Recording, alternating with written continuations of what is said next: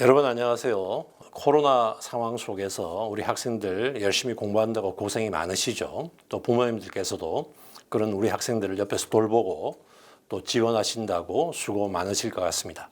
특히 우리 학교에서 직접 논술을 지도하시는 선생님들께서도 고생이 많으실 것 같은데요. 매년 저희가 모의 논술을 실시하고 그 모의 논술에 대한 해설도 드리고 또 그의 논술에 대한 유형, 경량 이런 것도 설명을 드리고 있습니다.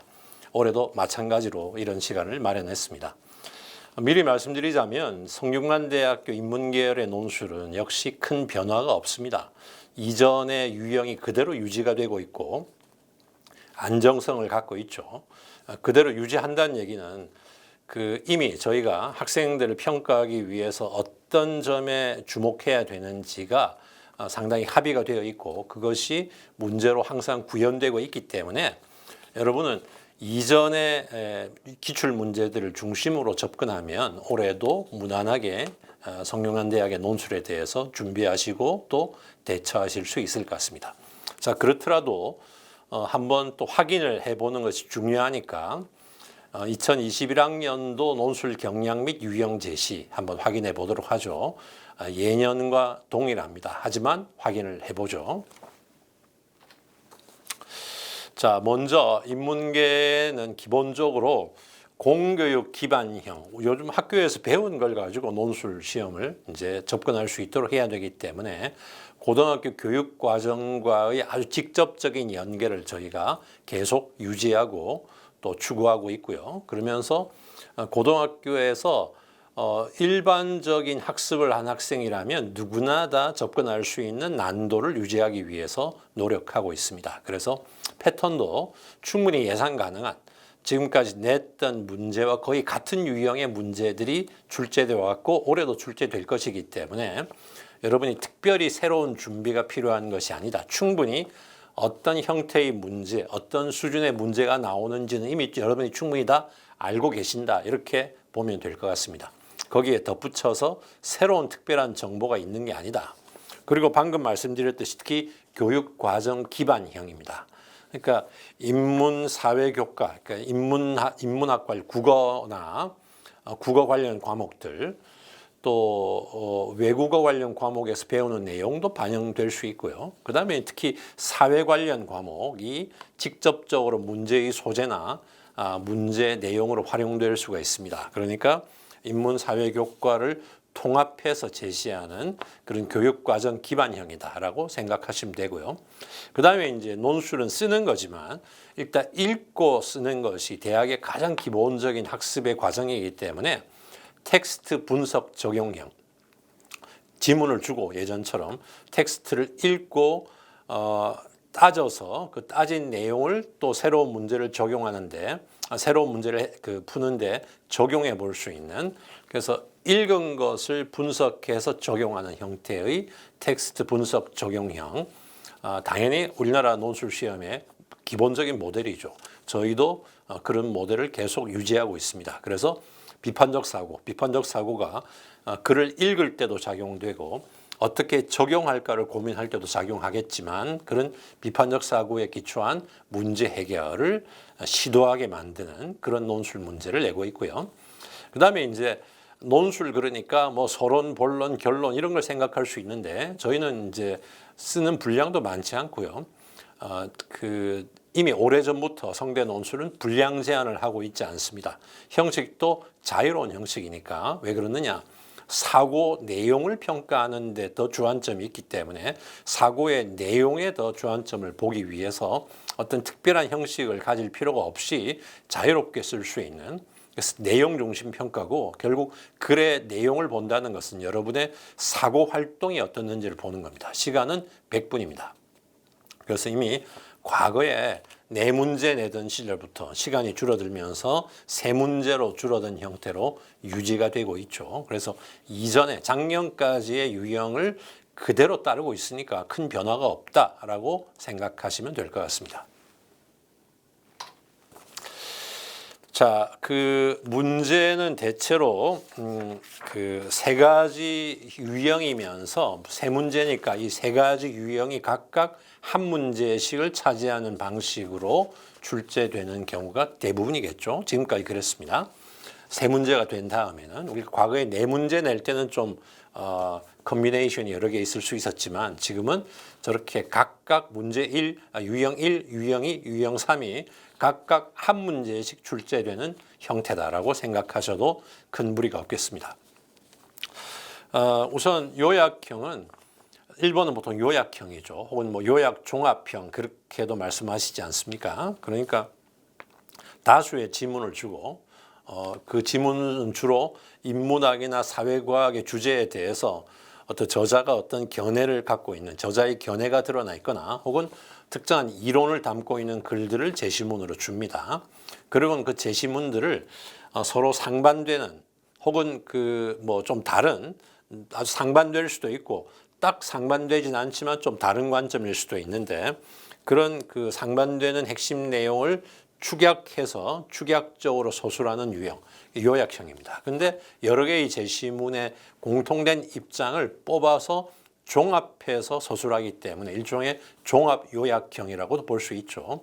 그래서 텍스트를 읽고 종합해서 요약하는 것을 물어보는 유형이 첫 번째 유형이면서 1번에 보통 출제가 되죠. 두 번째는 이제 평가형, 설명형이 이렇게 붙게 되는데요. 주로 이거는 통계표, 자료 해석이 포함됩니다. 그래서 통계표, 그림, 도표들을 활용해서 그것만 읽고 끝나면 너무 심플한 문제가 되니까 앞에 제시문에서 보통 두 입장이 나왔으니까 제시문의 어느 한쪽 견해를 반박하게 하거나 지지하게 하는 글을 쓰게 하는 거 또는 제시문의 근거에서 자료를 상세하게 설명하게 하는 거 이런 형태가 다양하게 출제가 되죠. 어쨌든 자료를 활용하게 한다. 그리고 자료를 읽고 설명하는 부분이 들어가는데 읽고 설명할 때 자료 자체를 읽고 설명할 수도 있고 제시문에 근거해서 자료를 상세하게 설명할 수도 있고 혹은 제시문을 가지고 앞에 그 문제 1번의 두 입장 중 어느 쪽을 지지하고 어느 쪽을 반박할 수 있는지를 그 자료를 평가해서 활용하는 것까지가 유형 2에 담기게 되니까 자료 자체를 설명하는 부분과 자료를 평가해서 활용하는 부분이 함께 포함되어 있다.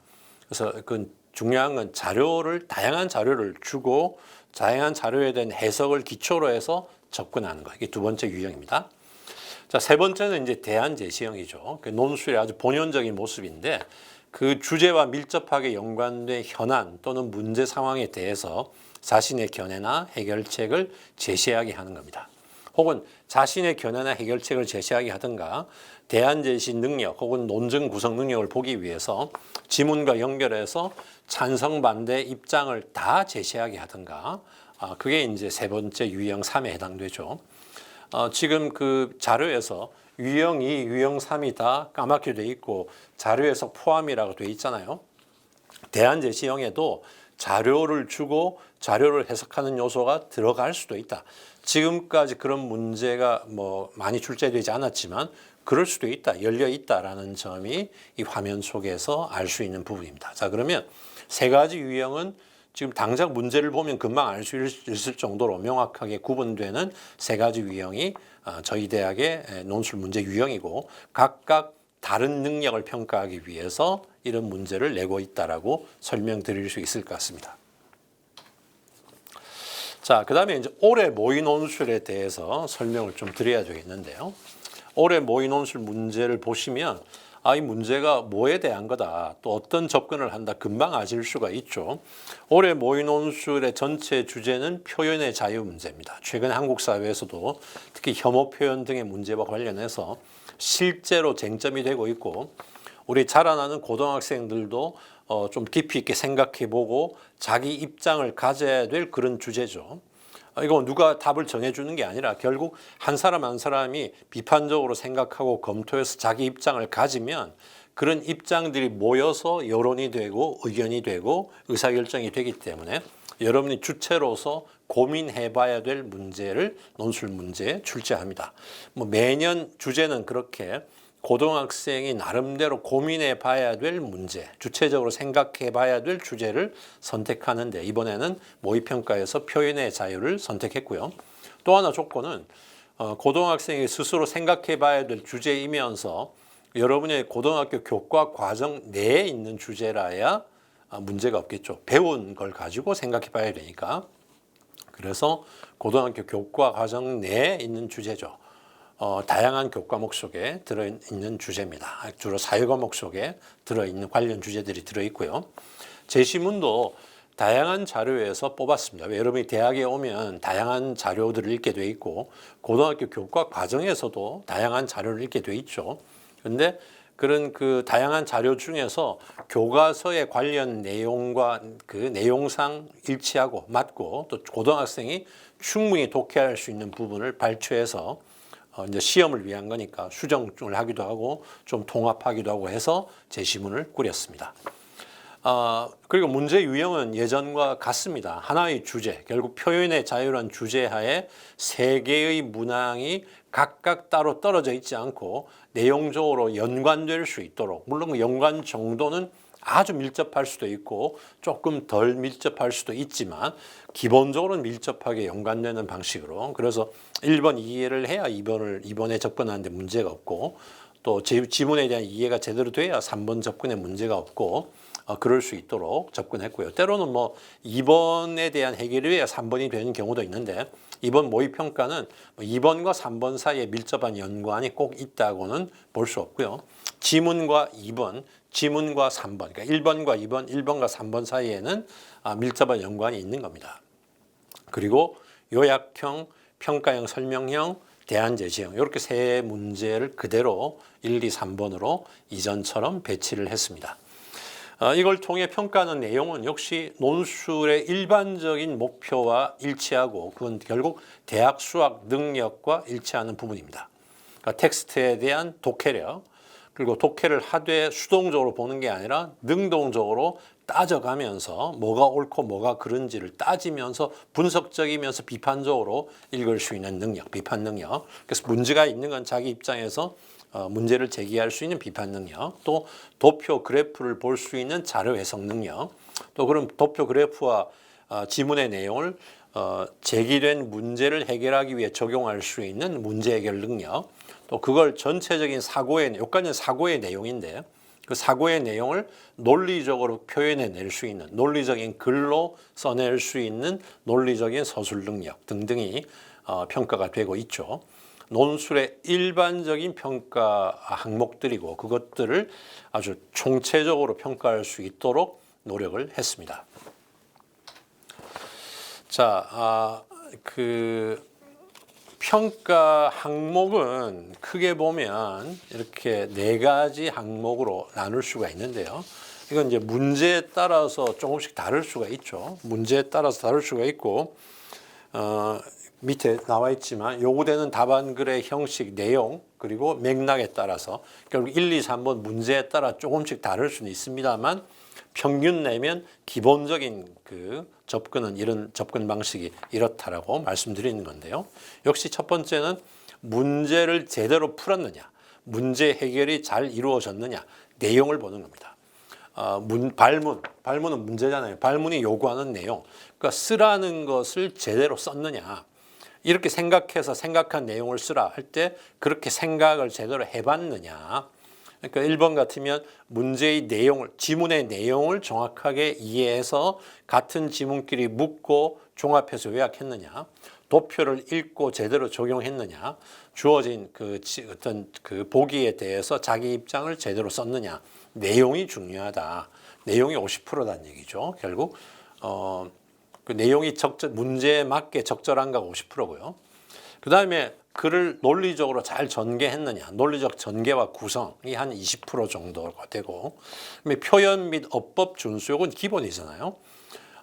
성균관대학에 들어올 학생이 표현이나 어법에서 심각한 문제가 있으면 이거는 자격 요건이 안 된다고 평가될 수 있는 거죠. 그래서 노랗게 지금 옐로 카드가 돼 있을 수도 있는데요.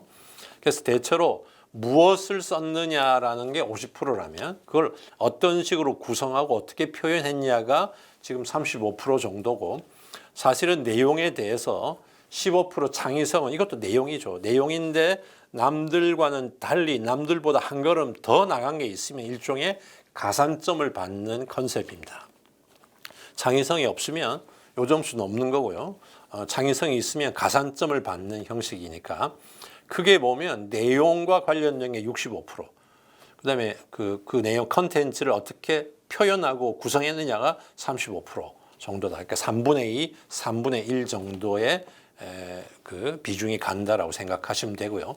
사실 우리 성균관대학에 지원하시는 학생들은 이 2번과 3번 부분은 거의 큰 문제가 없는 학생이 대부분입니다. 결국에는 주어진 내용을 정확히, 문제를 정확히 읽고 문제가 요구하는 바에 맞춰서 요구하는 내용을 잘 해결해야 되고요. 거기에 자기 생각까지, 타당한 자기 생각까지 문항에 따라서는 그 속에 들어갈 수 있으면 창의성 점수까지 받게 되겠죠. 자, 그렇게 배점이 이루어진다라고 보시면 되겠습니다. 그 다음에 문항별 배점은 보시면 해마다 다를 수 있습니다. 문제를 출제하면서 세 문제니까 대체로 3분의 1, 3분의 1, 3분의 1 정도지만 실제 문항을 출제하면서 학생들이 가진 부담을 고려해서 1번은 대체로 30점이 끝날 경우 많지만 2번과 3번 문제가 부담이 비슷하면 35, 35 할 수도 있고요.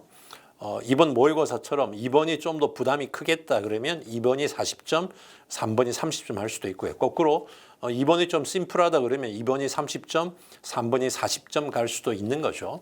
2번 모의고사 경우에는 문제 1번은 30점, 문제 2번은 더군다나 두 개로 나눠서 냈기 때문에 40점의 배점을 놓고요. 문제 3번은 30점 이렇게 배점이 된다고 보시면 될 것 같습니다. 이거는 그때그때 매년 차이가 있고 문제지에 반드시 배점을 점수를 써서 여러분께 알려드리니까 그 비중을 생각해서 접근하시면 되겠죠. 자, 그 다음에 문제 2도 문제 2의 1, 2를 각각 20점, 20점 배점을 합니다. 물론 이제 채점은 나중에 알려드리겠지만 통화에서 하지만 개념은 20점, 20점 배점으로 배점이 되어 있다. 이렇게 보시면 될 것 같습니다. 자, 이렇게 해서 저희 이 전체 논술에 대한 경향과 모의 논술 해설을 드렸는데 하나만 제가 참고로 말씀드리면 이렇게 모의고사 문제가 2번을 두 문제를 내는 경우들이 별로 없었죠. 따라서 올해는 꼭 2번이 또 두 문제가 나올 거냐? 그건 아닙니다.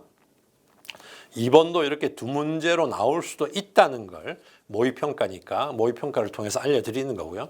대체로는 2번이 그냥 묶여서 한 문제가 나왔죠. 올해는 이렇게 2번도 과거에 몇 년 전의 문제에서는 두 문제 나눠서 나왔던 적도 있습니다. 그러니까 여러분이 혹시라도 두 문제가 나와서 두 문제 나눠서 나와도 당황하지 마시다. 이런 의미에서 모의평가니까 한번 이렇게 2번이 1, 2로 나눠진 형태도 경험해 보시라고 드린 것이지 올해는 반드시 2번을 두 개로 나눠서 낸다라는 건 아니다라는 점을 고려하시고요. 모의평가는 연습이고 훈련이니까 이런 경우도 있을 수 있겠구나라는 점을 인지하시고 시험 준비하시고 시험 현장에 오시면 될 것 같습니다. 오해는 마시기 바랍니다. 자, 이렇게 해서 그 성균관대 일관된 논술 경향과 올해 여러분이 보셨던 모의 논술에 대한 개요를 설명드렸고요. 이어서 모의 논술 문제를 구체적으로 한번 같이 고민해 보도록 하겠습니다.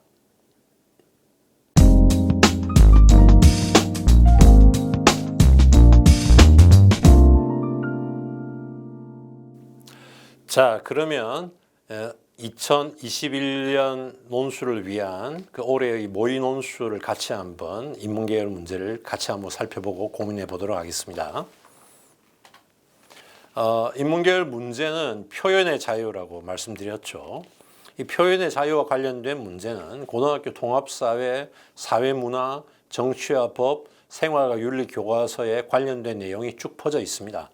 표현의 자유를 직접 다루는 부분도 있고 표현의 자유의 제한이 지금 문제가 되니까 기본권의 제한 부분과도 관련이 되고요. 바람직한 소통행위, 지금 혐오 표현이 문제가 되잖아요. 바람직한 소통행위의 부분, 그 다음에 언론의 의의와 기능 부분, 이런 부분들이 이번 모의 논술 문제의 주제와 관련된 교과서의 부분이고요. 그래서 교과서를 통해서나 또 우리의 일상생활을 통해서나 고등학생들에게 낯설지 않은 주제라고 할 수 있을 것 같습니다. 자, 그럼 문제 1부터 한번 볼까요? 문제 1은 제시문 1에서 오는 표현의 자유의 제한에 대한 견해를 담고 있다. 제시문들을 상반된 두 입장으로 분류하고 각 입장을 요약하시오라는 문제죠. 30점입니다. 결국 제시문 5개를 상반된 두 입장으로 분류하고 각 입장의 논지를 요약하라는 문제니까요.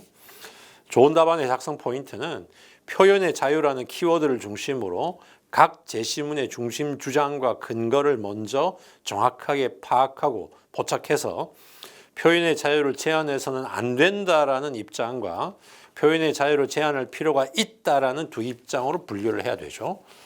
그러니까 이제 하나는 표현의 자유를 제한해서는 안 된다는 입장이고 한쪽은 표현의 자유를 제한해야만 된다라는 좀 강한 거고요. 제한할 필요가 있다라는 이렇게 두 입장으로 분류가 될 수 있습니다. 그리고는 제시문 하나하나를 요약하는 게 주된 게 아니라 제시문들을 유기적으로 연결해서 각 입장을 요약해야 되죠. 그래서 각 입장에 속한 제시문들을 유기적으로 연결하는 방식으로 요약문을 작성하는 것이 중요합니다. 문제를 구체적으로 제시문을 보면요. 문제 1에 제시문 1, 3, 4는 표현의 자유를 제한해서는 안 된다라는 입장이고 제시문 2와 5는 표현의 자유를 제한할 필요가 있다라는 입장이죠. 물론 각 제시문 속에 담긴 찬성 또는 반대 입장의 근거는 조금씩 다릅니다. 제가 뭐 그 근거를 하나하나 설명드리진 않겠지만 제시문 1은 대체로 정치적 차원의 얘기를 하고 있고요. 그래서 표현의 자유를 보장할 경우의 효용에 대한 얘기를 하고 있고 제시문 4는 이제 지적인 차원에서 또 역시 표현의 자유를 보장해야 생길 수 있는 효용을 강조하고 있죠. 반면에 제시문 3은 법적인 차원에서 표현의 자유를 제한하려고 들 때 어떤 문제점이 생기는지를 그 문제점을 제시함으로써 표현의 자유를 제한해서는 안 된다라는 주장을 하려고 하고 있는 걸로 볼 수 있습니다. 제시문 사이의 차이를 잘 활용해야 되고요.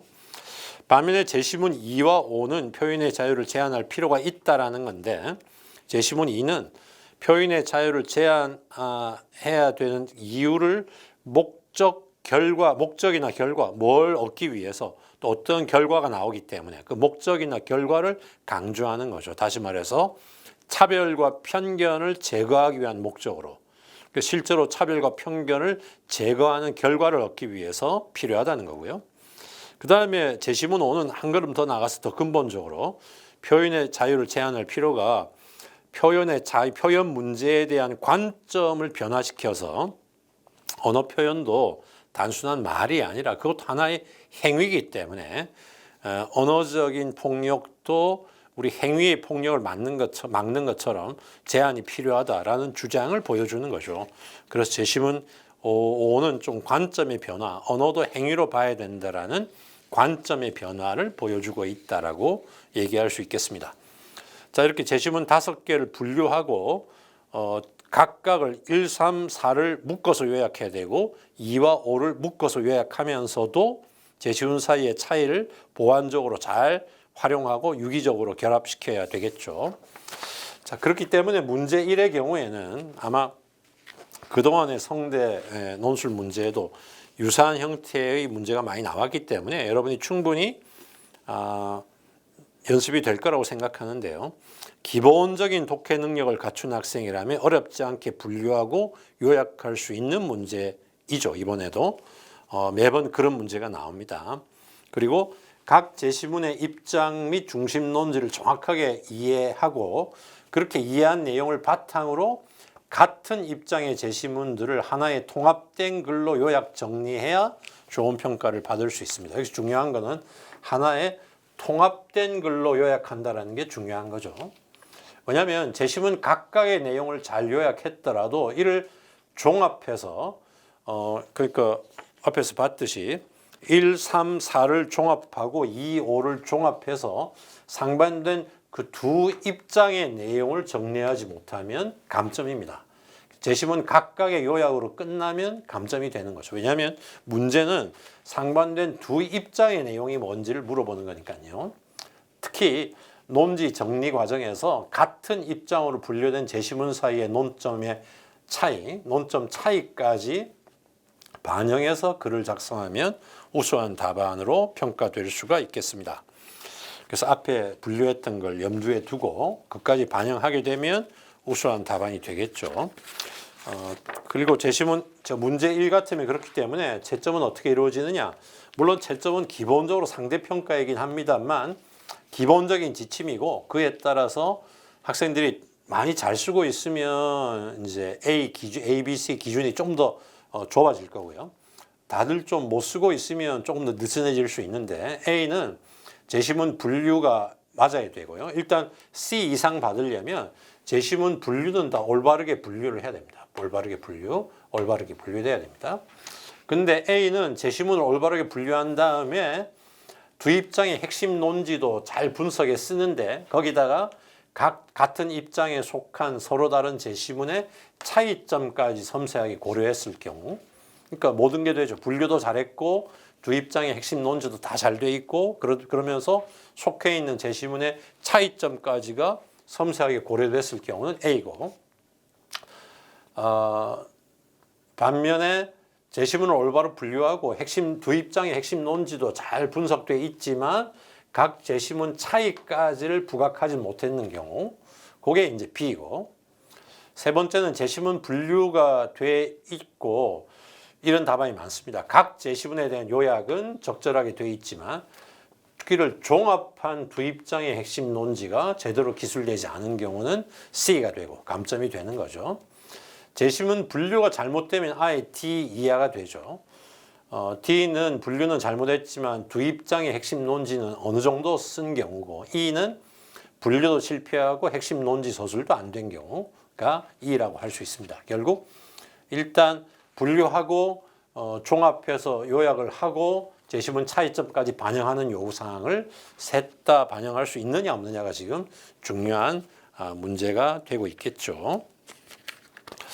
자, 요게 이제 1번 문제에 대한 해설을 우리가 같이 한번 살펴봤고요. 자, 그러면 문제 2번을 한번 보도록 하겠는데요. 문제 2번. 문제 2번은 문제가 좀 복잡해 보이지만 그렇게 복잡한 문제는 아닌 걸로 하나하나 읽어보시면 충분히 이해할 수 있습니다. 자료를 참고해서 아래 물음에 답하시오. 자료 1에서 자료 1 안에 그림 1, 2 두 개가 나오고 자료 2 안에 또 그림 3, 4 이렇게 두 개가 나오잖아요. 그림 1, 2로 접근하는 게 1번이고 그림 3, 4로 접근하는 게 2번이죠. 자, 2의 1번은 그 그림 1은 국제 언론 자유 협약 체결 직전 ABC 세 국가의 공무원 직무 수행에 대한 평가가 나와 있고요. 그림 2는 협약 체결 직후 언론 자유화 제도 시행에 따른 공무원 비리 적발 건수의 변화 추이를 보여줍니다. 물어보는 것, 여기까지가 이제 그림에 대한 설명이고, 그리고 물어보는 것은 협약 체결 직전 A국의 언론 자유화 정도를 BC국과 비교하여 설명하고, 그러니까 A국의 언론 자유화 정도를 BC와 비교해 설명하는 게 하나. 그리고 두 번째는 자료 1, 그림 1로 된 자료 1은 문제 앞에 1의 어느 입장을 옹호하는지 밝혀라. 요게 두 번째 요구사항입니다. 그리고 이걸 의미 있게 하기 위해서는 세 국가의 공무원 수 및 나머지 다른 조건은 동일하다고 가정을 해야 되겠죠. 안 그러면 논의가 복잡해지니까. 2번은 자료 2에 이제 그림 3, 해설, 그림 4 세 개가 나오는데 그림 3과 해설을 참고해서 그림 4는 어떤 현상을 나타내는지 설명하고, 자, 요게 이제 하나의 요구사항이고, 이를 활용해서 문제 1의 한 입장을 옹호하시오. 요게 또 하나의 입장입니다. 또 하나의 요구사항이죠. 그럼 1과 2의 공통점은 뭐냐? 역시 두 개의 자료를 연관시켜 해석해야 되는 공통점이 있습니다.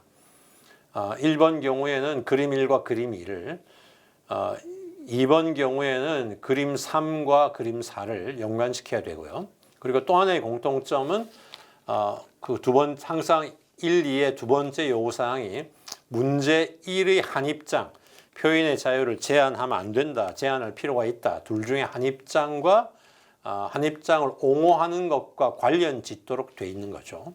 자, 그 점이 공통점인 반면에 1과 2의 차이점은 1은 두 자료 각각을 해석한 후에 그걸 뭔가 결합해서 추론해야 되는 것이 요구사항이지만 2는 한 자료를 지침으로, 그러니까 그림 3과 그에 대한 해설, 요걸 지침으로 다른 자료, 그림 4를 해석하는 차이가 있고요. 그러니까 1은 두 개를 연계해야 되지만 2는 일단 그림 4를 해석하는 겁니다. 그리고 또 하나는 이제 두 번째 요구사항들이 1은 어느 입장을 옹호하는지를 설명하면 되지만 2는 실제 옹호 논리를 구성해야 되는 그런 차이가 있게 되죠. 자, 이렇게 문제를 다양하게 준 것은 자료를 해석하고 활용하는 다양한 맥락을 여러분이 체험할 수 있게 하기 위한 겁니다. 앞에도 말씀드렸지만 두 개를 잘라내는 것이 새로운 경향이 아니다. 2번을 1, 2로 나눈 게 새로운 경향이라고 볼 수 없다.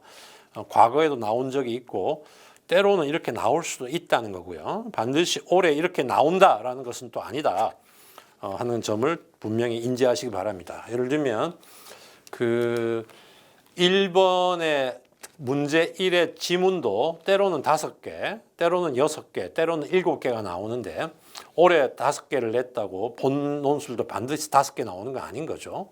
그러니까 그거는 그때그때 기술적으로 달라질 수 있는 거기 때문에 그건 문제의 본질적인 부분이 아닙니다. 다시 한번 강조드리고요. 자, 그러면 도표를 한번 보도록 하죠. 자, 문제 2의 1. 문제 2의 1은 결국 두 개의 요구사항으로 이루어져 있는 거 아니겠습니까? 그러니까 뭐냐면 두 자료, 그림을 해석해서 협약 체결 직전 A국의 언론 자유화 정도를 추론하라는 게 첫 번째 요구사항이고, 두 번째는 그 해석한 결과가 앞에 문제 1의 어느 입장을 옹호하는지를 설명하라. 이게 각각 두 요구사항인데 미리 그래프를 보면서 우리가 한번 아이디어를 생각해 보고 해설을 같이 보도록 하겠습니다. 자, 결국에는 지금 두 그래프를 보면요. 어떤 차이가 있냐면 그림 1의 경우에는 우리가 지금 문제 삼는 것이 결국에는 그 비리 적발 건수니까 비리 적발 건수이기 때문에 비리 적발 건수는 앞에 그림 1의 어떤 부분과 관련되겠느냐? 청렴지수와 관련되겠죠. 청렴지수가 낮으면 비리가 적게 범할 거고 적발 건수도 낮아질 가능성이 있는데 청렴지수가 높으면 비리가 많은 나라일 거잖아요. 그럼 청렴지수를 보면 A국이 제일 낮고, 그죠? 그 다음에 C국이 낮고 B국이 가장 청렴지수가 높습니다. 그럼 비리 건수가 A국이 제일 많고 C국이 그 다음 B국이 제일 적어야 될 것 같은데 언론 자유화 제도를 시행했을 초기에 보면 세 나라의 비리 적발 건수가 거의 비슷합니다. 큰 유의미한 차이가 없죠. 자, 그렇다면 어떤 걸 생각할 수 있냐면 청렴도가 낮은데 비리 적발 건수가 비슷하니까 결국에는 비리가 많이 은폐되어 있고 적발되지 않았는 상태다라고 생각할 수 있고 많이 은폐되어 있다는 가설을 세울 수 있죠. 근데 그런 가설을 확인할 수 있는 게 결국 그 제도가 시행되면서 그 A국은 제일 청렴지수가 낮은 A국의 비리 적발 건수는 3개월을 기점으로 폭발적으로 증가합니다. 은폐된 적발 건수가 막 늘어나는 거죠. 하지만 BC국은 조금 늘었다가 제자리를 찾습니다. 은폐됐던 그 비리 원래부터 비리가 많지 않았고 은폐된 비리도 많지 않았다는 얘기죠. 보면 가장 청렴지수가 높은 B국은 조금 적발 올라갔다가 바로 정상을 차지하고요. C국도 조금 더 적발 건수가 올라갔다가 또 정상으로 내려옵니다. 그런 걸 보면 A와는 확연한 차이를 보여주는 거죠. 그렇기 때문에 그건 결국 이 두 그래프를 연결 지으면 청렴지수가 낮은데 적발 건수가 적다는 것은 비슷하다는 것은 은폐된 게 많다는 것이고 제도 시행 이후 언론 자유화 제도 시행 이후 결국 언론의 감시 고발 기능이 강해지면서 적발 건수가 늘어났다라는 걸 알 수 있는 거죠. 자, 그런 내용을 이제 아이디어로 해서 문제에 접근하시면 됩니다. 자, 접근하는 내용을 보면요.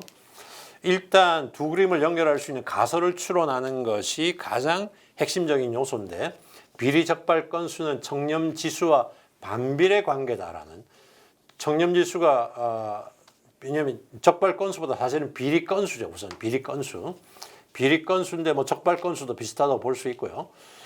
비리 건수는 청렴 지수와 반비례고 청렴 지수가 낮으면 비리 건수가 높아야 되는데 초기의 적발 건수가 보니까 비슷하다 이거죠.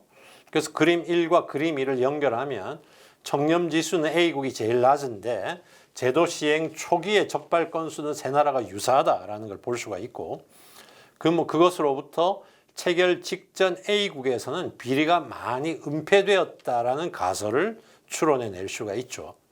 자, 그렇게 그림 1, 2를 연결해서 가설을 추론한 다음에 그 다음에는 그림 2에서 가설을 입증할 필요가 있습니다.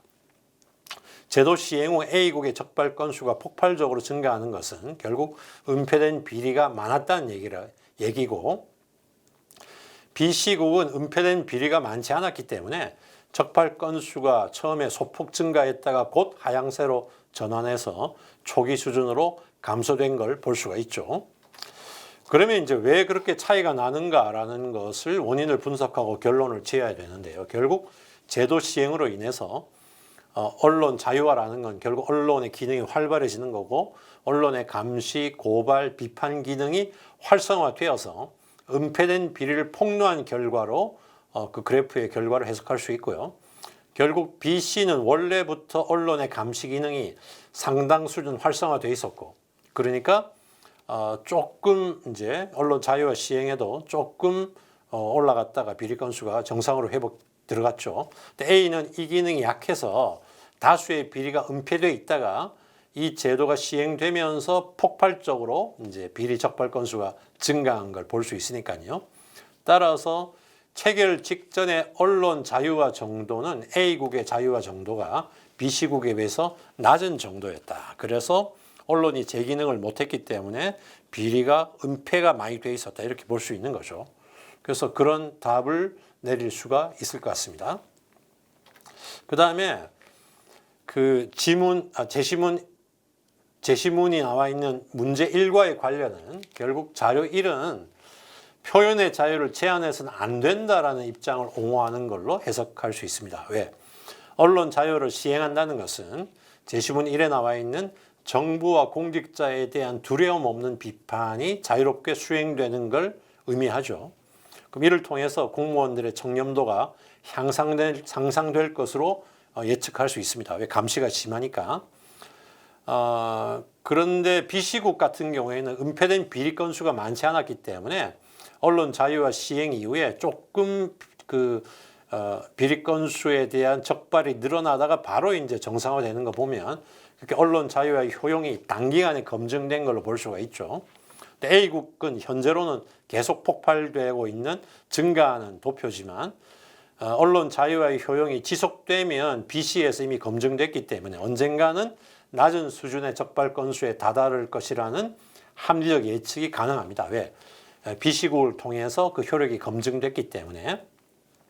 따라서 언론 자유화는 결국 정부의 청렴도를 높일 수 있기 때문에 언론 자유화를 제한해서는 안 된다는 입장을 옹호하는 것으로 이 자료가 읽힐 수 있고 좀 더 일반적으로 표현하면 결국에는 언론 자유화를 제한하면 안 된다는 것은 표현의 자유를 제한해서는 안 된다는 입장을 옹호하는 것으로 볼 수가 있기 때문에 그래서 이런 식의 설명 논리를 통해서 자료 1은 표현의 자유를 제한해서는 안 된다는 입장을 옹호하는 걸로 해석해 볼 수가 있겠죠.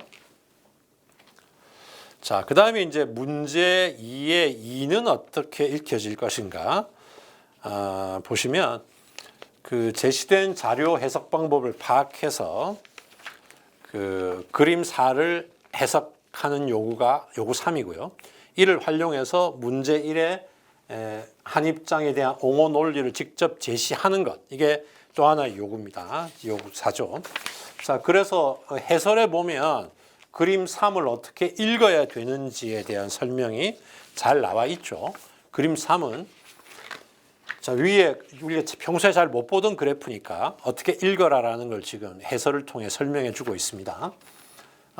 세로축이 범죄율이니까 위에서는 범죄율이 높은 사회를 얘기하고 아래에서는 범죄율이 낮은 사회를 얘기하는데 위에는 범죄율이 높은 사회에서는 제재의 강도가 강해지면 일정 기간 동안은 별 큰 변화 없이 약간씩만 범죄율이 줄어들다가 제재의 강도가 나를 통과할 지점까지 오게 되면 급격히 줄어들어서 범죄율이 낮은 사회로 바뀌게 됩니다. 일종의 상전이 현상을 여기다가 이제 적용한 건데요. 거꾸로 범죄율이 낮은 사회는 이제 거꾸로 가야 돼요. 제재의 강도가 조금씩 약해져도 아직 큰 변화가 없다가 다를 통과해서도 라 정도 지점을 지날 정도로 제재의 강도가 약해지면 급격히 변화해서 범죄율이 높은 사회로 바뀌게 된다. 이게 이제 이 그래프를 읽는 방법입니다. 해설이 알려주고 있죠. 그러니까 이제 보통 우리가 제재의 강도를 이렇게 읽지만 요거는 이제 위에서는 제재의 강도가 범죄율이 높은 사회는 제재의 강도가 낮아지면 별 변화가 없다가 일정 제재의 강도가 높아져도 별 변화가 없다가 일정 정도 높아지면 급격히 범죄율이 낮은 사회로 바뀐다 이거고 범죄율 낮은 사회는 제재의 강도가 약해져도 큰 변화가 없다가 조금씩만 그 범죄율이 높아지다가 일정 정도보다 더 낮아지면 범죄율이 확 증가해서 범죄율이 높은 사회로 바뀐다. 이제 이런 의미죠.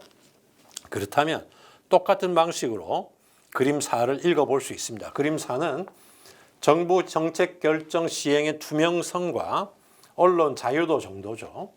그러면 투명성이 높은 사회에서는 언론 자유도가 조금만 낮아져도 좀 낮아진다 하더라도 크게 투명성에 큰 변화가 없다가 아주 낮아지면 확 떨어져서 투명성이 낮은 사회가 돼버립니다. 반면에 투명성이 낮은 사회에서는 언론 자유도가 조금 처음에는 높아져도 일정 부분까지 큰 변화가 없다가 비위를 통과할 정도로 높아지면 확 투명성이 높아져서 투명성이 높은 사회로 전환하게 된다. 바뀌게 된다. 이렇게 읽을 수 있잖아요. 그래서 위에서는 이쪽 방향으로 언론 자유도가 높은 데서 낮아지는 경우로 아래에서는 낮은 데서 높아지는 경우로 이렇게 읽어야 되는 게 그림 3에 대한 해설로부터 우리가 배울 수 있는 거죠. 그러면 그렇게 제대로 이 그래프를 읽었느냐라는 게 결국 요구 3이고 그럴 때 그 그래프가 그 해석이 그 문제 1의 두 입장 중에 어느 쪽을 지지하는지를 보는 게 이제 두 번째 요구사항입니다. 자, 보시면 요구 3은 결국 정부 정책 결정의 시행의 투명성이 낮은 사회, 아래쪽 그래프잖아요. 낮은 사회에서는 A 지점 전후에서는 언론의 자유가 강화돼도 투명성은 크게 증가하지 않고 일정 기간 완만한 변화만 나타내다가 B 지점을 통과할 정도로 강화되면 비로소 투명성이 높은 사회로 급격히 변화하게 되는 거죠. 반면에 투명성이 높은 사회 위에서는 C 지점 전후에서는 언론의 자유도가 웬만큼 약화되어도 이제 왼쪽으로 읽어야 됩니다. 투명성이 완만하게 감소하다가 D 지점을 지날 정도로 약화되면 그때서야 급격히 변화해서 투명성이 낮은 사회로 바뀌게 된다. 결국 이렇게 읽는 것이 제대로 읽는 거고요. 그러니까 기본적으로 전체를 총괄하자면 언론의 자유가 가져다주는 긍정적 효과를 보여주면서 현재 투명성이 낮은 사회와 높은 사회가 언론 자유도에 반응하는 변화의 지점이 각기 다르다는 것을 보여주고 있는 거죠. 그까지가 이제 그 그래프를 읽는 거고요. 그 다음에 요구사는 그렇다면 이 그래프는 그림 문제 1의 두 입장 중 어느 쪽을 요구하는지 직접 어느 쪽을 옹호하는지 그 옹호 논리를 직접 한번 구성해 봐야 되는 거죠. 써봐야 됩니다.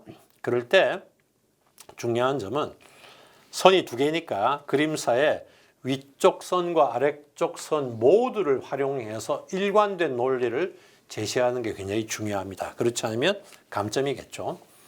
그때 이제 가장 정상적으로 접근하자면 자료를 전체적으로 활용할 경우에는 표현의 자유를 제한해서는 안 된다 쪽을 옹호할 가능성이 높죠. 왜 그런 접근이 가능하냐? 어떤 논리가 가능하냐? 표현의 자유의 한 영역인 언론의 자유가 제대로 실현되면, 언론 자유도가 높아지면 투명성이 낮은 사회도 한동안 변화가 없다가도 결국에는 투명성이 높은 사회로 변화할 거고, 그럼 발전하는 거잖아요. 그 다음에 한편 투명성이 높은 사회가 되면 어떤 사회의 특수한 사정 때문에 단기적으로 언론의 자유에 퇴보가 있다 하더라도 쉽게 투명성이 낮은 사회로 전락하지는 않을 거니까, 한번 높은 사회가 되면 투명성을 일정 정도 유지할 수 있고, 아주 특별한 경우 외에는 낮은 사회로 다시 돌아오지 않으니까 일단 표현의 자유를 제한하지 않아서 높은 사회가 되는 게 중요한 거죠. 그래서 두 측면의 효용성, 그러니까 낮은 사회의 경우에는 높게 될 수 있는 그 동력이 되고, 일단 높아지면 조금 문제가 있더라도 견딜 수 있다는 걸 보여주는 거니까 그걸 통해서 옹호 논리를 제시할 수 있는 거죠. 반면에 어떤 사람은 두 개를 그 변화가 없는 지점 A 지점 전후와 C 지점 전후만을 활용할 경우에는 표현의 자유를 제한할 필요가 있다는 주장을 옹호하는 것도 불가능하진 않습니다. 이런 답을 쓰는 것도 가능해요. 왜냐하면 이 지점들에서는 언론 자유도의 증감이 투명성에 그다지 영향을 미치지 못하는 상황이죠. 그러니까 투명성이 높은 사회의 경우에는 언론 자유가 일부 제한돼도 투명성에 큰 하락이 없으니까 언론 자유에 일정 제한이 있더라도 편견, 차별, 언어폭력을 배제하기 위해서 언론 자유를 적절한 수준에서 제한할 필요가 있다. 이런 주장을 할 수가 있죠. 근데 이런 이제 입장을 취했을 경우는 관건은 투명성이 낮은 사회, 아래 그래프의 경우에도 언론 자유의 제한을 옹호하는 논리를 합당하게 제시할 수 있느냐 하는 것이 관건입니다. 이 부분이 이제 관건이. 결국 여기서는 뭐가 설명이 돼야 되냐면 편견과 차별 배제, 언어폭력 방지 등이 정부의 투명성 확보보다 왜 더 시급하고 중대한 과제인지, 정부의 투명성 확보를 희생하더라도 이게 왜 먼저 편견, 차별 배제, 언어폭력 방지가 왜 먼저 확보돼야 되는지, 그러니까 투명성이 낮게 유지되더라도 언론 자유를 제한할 필요가 있다고 주장을 하려면 앞부분이 이제 정당화돼야 비로소 언론 자유를 제한할 필요를 주장할 수 있는 거죠. 투명성이 낮게가 유지가 돼도 할 수 없다 주장할 수 있으니까. 따라서 왜 투명성보다 편견, 차별, 배제, 언어폭력 방지 등이 왜 더 중요한 과제인지 정당화할 수 있는 설득력 있는 논지를 펴지 못하면 이 두 번째 경우 제한할 필요가 있다라고 쪽으로 택했을 경우에는 저 부분에 대한 얘기가 제대로 되지 못하면 좋은 평가 받기는 어려울 겁니다. 그러니까 대체로 1번 같은 앞에 그 제한해서는 안 된다 쪽을 옹호하기가 더 쉬울 가능성이 높다고 볼 수 있겠죠. 자, 채점은 어떻게 될까요? 채점은 이제 2번, 1번, 2번 문제별로 따로따로 채점할 수도 있지만 1번도 두 개의 요구사항, 2번도 두 개의 요구사항인데 작은 1번, 작은 2번 이게 비중이 비슷하기 때문에 묶어서 4개의 요구사항을 묶어서 채점하는 것도 가능하겠습니다. 자, 그 예를 보여드리는데요. 우선 4개의 요구사항 모두를 완벽하게 충족하면 A, 4개의 요구사항을 충족을 다 했긴 했지만 부분적으로 어떤 아쉬움이 있으면 B, 그다음에 3개는 충족하고 1개가 문제가 있으면 C, 2개는 충족하고 2개가 문제가 있으면 D, 1개는 충족하고 3개가 문제가 있으면 E, F는 하나도 충족 못한 거. 자, 이런 식으로 접근해 볼 수도 있겠죠. 자, 그 다음에 이제 3번을 같이 한번 보도록 하겠습니다. 자, 3번은 이제 실제 여러분의 논증 구성 능력을 보려는 겁니다. 문제 1의 두 입장과 연결지어 보기의 주장에 대한 찬성과 반대 견해를 모두 논술하시오. 그러니까 그 보기에 보면 인터넷 댓글 실명제가 나와 있죠. 인터넷 댓글 실명제에 대한 찬성 반대 견해를 모두 논술하시오. 그런데 문제 1의 두 입장이, 한 입장은 언론의 표현의 자유를 제한할 할 필요가 있다는 거고 한쪽은 제한하면 안 된다는 거니까 그와 연결지어서 한쪽은 찬성 한쪽은 반대 이렇게 연결지어서 둘 다를 작성하라는 겁니다.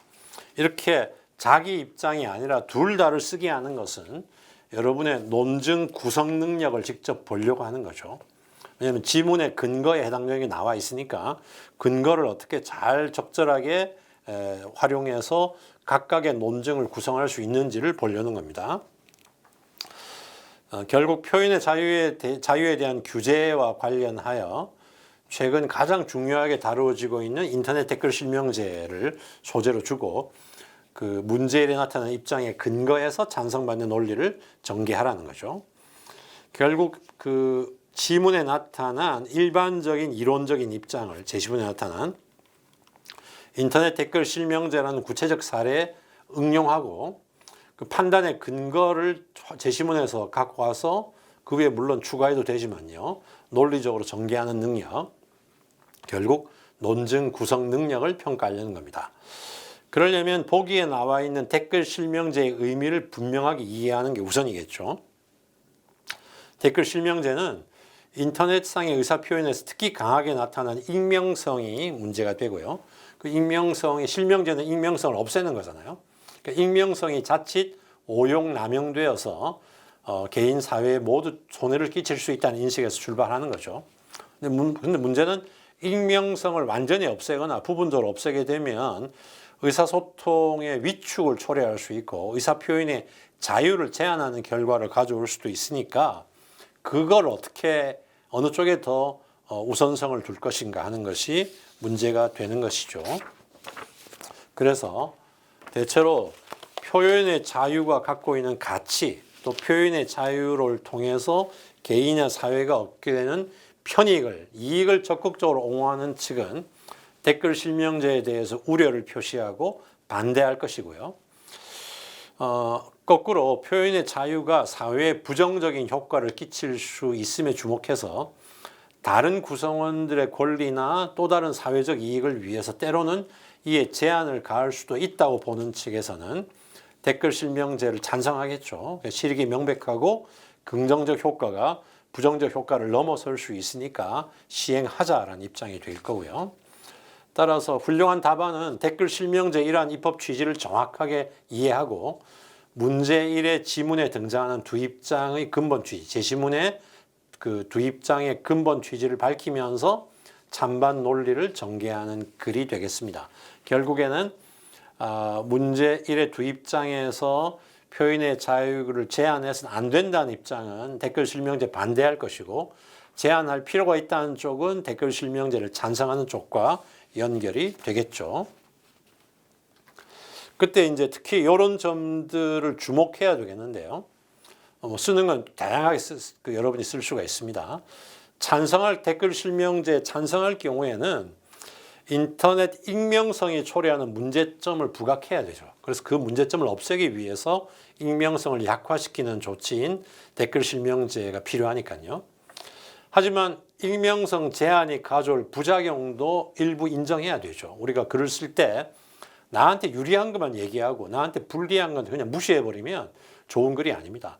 익명성 제한이 가져올 부작용이 분명히 있으니까 부작용을 인정하면서도 문제점이 워낙 크고 그 문제점을 없앰으로써 얻는 이익이 크다는 걸 보여줘야 되겠죠. 그래서 제시문 2와 제시문 5를 활용해서 표현의 자유가 일부 위축될 수도 있지만 그럼에도 불구하고 댓글 실명제를 찬성해야 될 구체적인 근거를 제시문 2와 5를 활용해서 제시를 하면 충분히 아주 간단하면서도 알찬 글을 쓸 수가 있고요. 반대할 경우에는 결국에는 익명성이 초래하는 문제점을 일부 인정을 하지만 인정 안 하면 안 되죠. 일부 있지만 댓글 실명제가 초래할 문제점이 더 크다라는 걸 부각해야 되고요. 그리고는 결국 그 제시문 1, 3, 4를 활용해서 표현의 자유가 위축될 경우에 댓글제를 실시할 경우 문제점을 제시하고 이를 댓글 실명제 앞에는 이제 1, 3, 4에는 표현의 자유가 위축될 경우에 문제점이 나올 테니까 그 문제점을 잘 보여주면서 그것을 댓글 실명제와 연결시켜서 결국 댓글 실명제도 그런 문제점이 생길 수밖에 없다라는 쪽으로 가게 되면 반대하는 경우에 구성이 되겠죠. 자, 그래서 이 문제의 경우에는 좀 열려 있습니다만 제시문과 연결성은 분명히 드러나야 되겠죠. 그래서 댓글 실명제 핵심 취지를 정확하게 일단은 이해를 해야 A 아니면 B 정도 수준은 되고요. 그러면서 문제1의 두 입장 및 제시문의 주요 논지를 활용해서 찬성 및 반대 입장을 구체적으로 잘 쓰고 있으면 A가 되고, 두 입장의 근거에서 찬성 반대 입장은 제대로 얘기했지만 논리의 구체성이 좀 결핍되면 B가 되고요. 그 다음에 앞에 취지에 대한 이해가 좀 불명확해서 지문을 반복하는 수준이 강하고 그 지문을 댓글 실명제에 적용한 요소가 약해지면 C가 됩니다. 그리고 D는 거기에서 그 지문의 연결도도, 지문의 내용도 충분히 활용 못해서 논리의 구체성이 결핍되면 D가 되고, E는 둘 다 문제가 있는 댓글 실명제 이해도 잘못되어 있고 지문과 연결도 잘못되어 있고 하면 E가 되겠죠. F는 이 등급에도 못 미치는 수준의 답안이고요.